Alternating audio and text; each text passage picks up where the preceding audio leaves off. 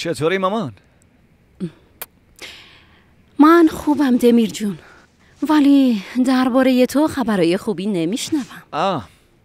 من دارم میرم دانشگاه ولی این حرفا رو میشنوم. داری ازم حمایت میکنی؟ نه عزیزم، درباره اون حرف نمیزنم. خوشحالم که درساتو شروع کردی، اما چرا میخوای ماشینتو بفروشی؟ شما اینو از کجا میدونین؟ به فکر من نیستین، به فکر ماشینمین. آفرین. میگم نکنه به پول نیاز داری پسرم. آره، ولی به پول شما نه مامان.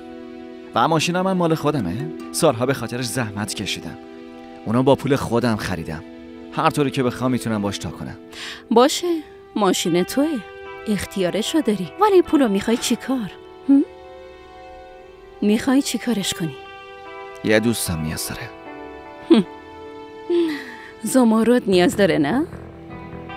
ببینم تو چی کاره اون دختری؟ چرا این دختر همش از تو کمک میخواد؟ چرا به تو میگه؟